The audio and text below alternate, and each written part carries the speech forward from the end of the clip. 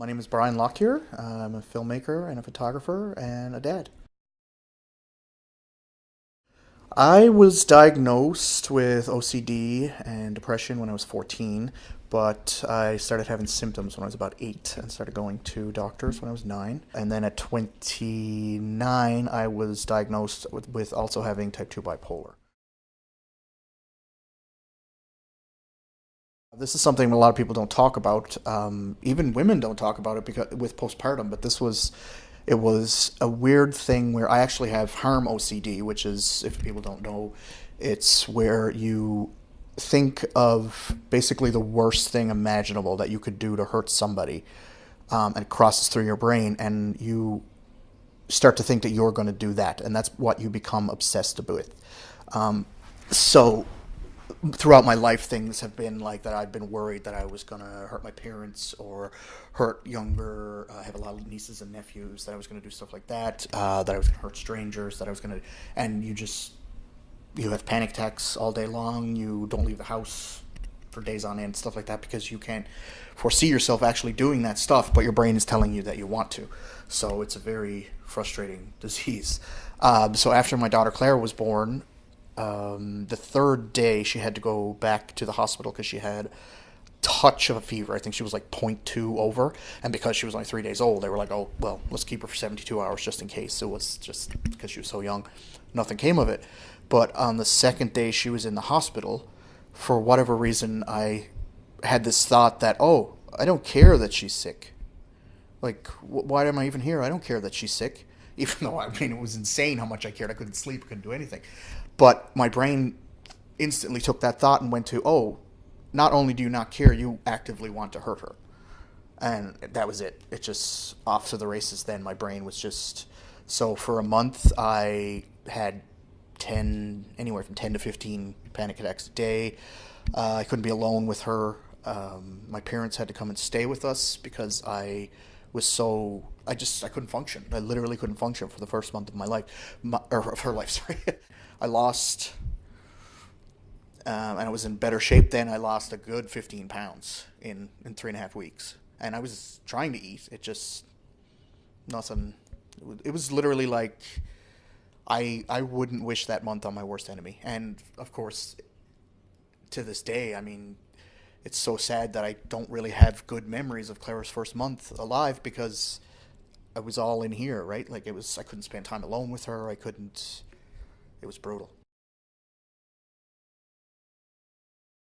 I went and saw a therapist in Burlington. Her name is Barb Kirkham. She was terrific. I did a lot of research, and Jill and my parents helped me to find somebody who worked in harm OCD specifically, and that was one of her things. And I went and I told her stuff, and she was like, "Yep, that happens all the time." And I was like, "What do you mean?" She was like, "Yeah, you don't want to hurt her, so you're like, that's what your brain is telling you want to do." And I was like, "Yeah, but why?" And she was just like, "That's just what it is. Like, you'll get over it." So, hi. So I talked about it a lot, and I went and saw her maybe 8 or 10 times, and my medication changed. And after about another month, I started getting more and more back to normal. And I mean, it still took a while to shake off that vibe, but it was gone at that point. It was just kind of almost like a hangover, like a 6-week hangover after a month of severe depression type thing. Yeah, I gotta point out, I think she's picking up on your vibes of like talking about deep things. As soon as you got pretty deep, she jumped up. And Hi. She's seriously so intuitive with that sort of thing.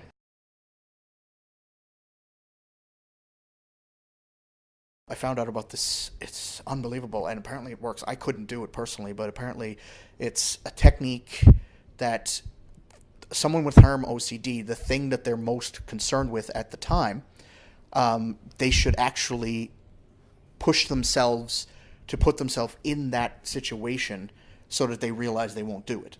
So, like, say if this is the person you were talking about, she had worries that she was a friend of mine, or is a friend of mine. She had worries that she was going to stab somebody.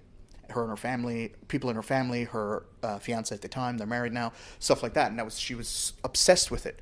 So what she did was, he the way this idea works is you put yourself. I'm gonna get her out of the way. That's okay. She seriously isn't normally this friendly with people she doesn't know. Like, I think she's picking up on the vibe in here. Right? To do what the doctor or therapist or whoever it was, what their ideas are, is to put herself in that situation. She literally sat on a couch, and her fiance, husband now, gave her a knife, and they sat there, and he said, "Stab me," and she didn't. And he said, so they kept doing that over and over again, and it was insane to her to try to do this. But eventually, it became that her brain was trained that I'm never going to do this. I've had the opportunity this many times. I don't want to do this. It's just my illness. And she just didn't do it.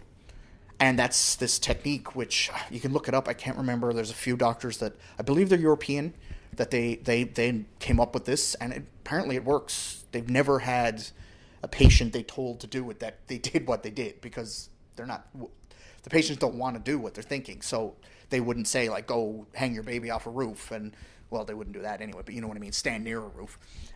But yeah, they don't, it works every time. Now, don't say that, take it from me, but look into it. It's an amazing thing. I couldn't do it because I wasn't strong enough. But to people who can, maybe talk to people about it, and it works apparently.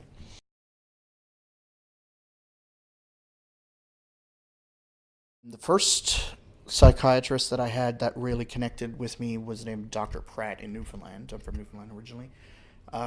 He was who I met when I was 13, and he's the one who diagnosed me and put me on my first medication. Unfortunately, he didn't realize how bad it was. That's not his fault. He was a great guy. He really helped me.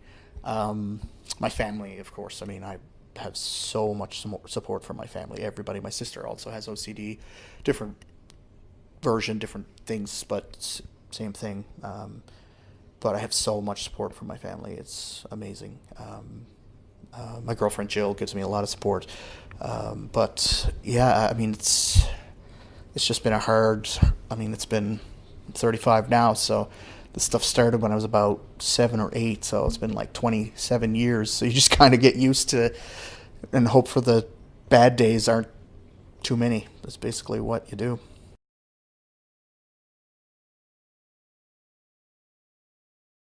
Anybody who is thinking even an inkling that they might have this stuff, tell somebody. If you don't think you can tell your family, tell a friend. If you can't tell a friend, call the friggin' crisis lines. Go to the hospital. Don't be afraid of the stigma that people keep creating. I mean, it's bullshit. It really is. Like, you can't live your life being in fear that you're going to do something that 99.9% of the time you're not actually going to do it. Your brain is telling you this thing because when you have OCD or you have bipolar disorder or you have schizophrenia, you have these things, it's your brain playing tricks on you. It's giving you a false reality of what you really want to be or what you really want to do, and you shouldn't be afraid to tell other people that. If you think, and sometimes people will surprise you. Like, you might think, oh, my mom's not going to want to hear this, or my dad's not going to want to hear this, or whoever. Sometimes they will listen, and even if they don't understand it, they'll get you the help that you need. And don't be afraid to get that help, because the thing is, when you're in that situation, your brain tells you that you're insane and you're crazy and that people are going to judge you and all that kind of stuff. But the thing is, once you get the help, your relationships are going to be better. Like I said about the stuff that in my late teens and early 20s where I made bad choices because it was all my trying to get out of my head and stuff. It's because once you get better in your head, the world becomes an easier place to deal with, and the people you're around, your relationships get better. I mean, I'm not saying there's an easy fix by any means. It's just not true, because, I mean, how much do we even know about the brain? Like, we're scratching the surface. But it is easier when you try to get help. Yeah. But also for people who, this is also a thing too, though, for people who think that the people around them might be having problems, and you kind of just chalk it up to laziness, or they're tired, or teenage years, or whatever. Ask your kids what's happening and stuff like that. Ask your friends. Don't just, because I think that's a lot of times when suicides happen, is people kind of don't really ignore it. I don't want to say ignore, but they kind of put on the goggles, the rose-colored glasses, and then once something bad happens, they look back and are like, oh, geez, how did we not see this and this and this? So it's, ask. Like, what's the worst that can happen? It's an embarrassing conversation. It's an awkward conversation, and there's nothing wrong, and then you move on, It's not gonna end the world if you try to find out if somebody's upset about real things. I really, really, really want to push across people watching what their kids' thoughts are. Because children are afraid to tell people when bad things happen, and they're even more afraid to tell people when they've done bad things, even though a mental illness isn't a bad thing, but they think it is. So I really want to reiterate that even at a young age, like I see it in some of my nieces and nephew, it happens young. Like you can start this stuff at 6, 7 years old, where your brain starts to function in a different way, and the chemicals are not responding the right way, and then it just grows and grows. And the earlier people know, it's just like anything. It's just like any physical illness or autism or anything like that, where earlier, the better it's going to be. And I really stress to people, parents, guardians, grandparents, whoever, watch, don't push things off. Don't put things in a category for children. Let them talk to you, and you should talk to them if you think something's happening, because I honestly don't know that I would have survived if my parents hadn't listened to me, because some of the stuff that I went through, if I had through it on my own, I don't think I would have lived. I really don't. I wouldn't be here.